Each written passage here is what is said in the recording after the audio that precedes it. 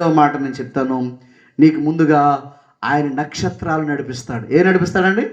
నక్షత్రాలంటే ఆకాశములో మహిమతోనూ శక్తితో నింపబడుతున్నటువంటి, ఏమంటే అనేకులకు వెలిగించేటువంటి ఒక బ్రహ్మాండమైన శక్తి కలిగినటువంటి నక్షత్రము నీకు మార్గాన్ని చూపిస్తుంది. వాక్యాన్ని మనం చూడగలిగితే దేవుని వాక్యం రాయబడుతుంది. మత్తయి సువార్త 2వ అధ్యాయము 9వ వచనంకి వచ్చినప్పుడు అక్కడండి యేసు ప్రభువుని గురించి మాట్లాడే సమయంలో జ్ఞానులకు మార్గాన్ని ఎవరు చూపించారండి?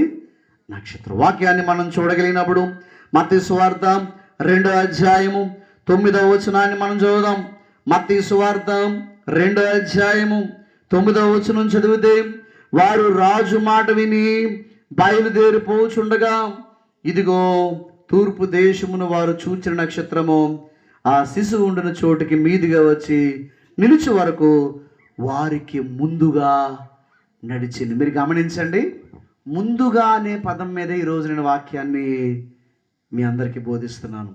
మనం ముందుగా దేవునికి చెప్పినప్పుడు నీకు ముందుగా ఆయన దూతను పంపిస్తాడు. మనము మన కార్యాన్ని ముందుగా దేవునికి తెలియపరిచినప్పుడు మనకి ముందుగా ఆయన మందసాన్ని పంపిస్తాడు. మనము ముందుగా మన కార్యాన్ని ఆయన చేతుల్లో పెట్టినప్పుడు మనకు ముందుగా వెలిగించుటకు, చీకటిని పారద్రోలుటకు శక్తివంతమైన ఆయన నక్షత్రాన్ని పంపిస్తాడు.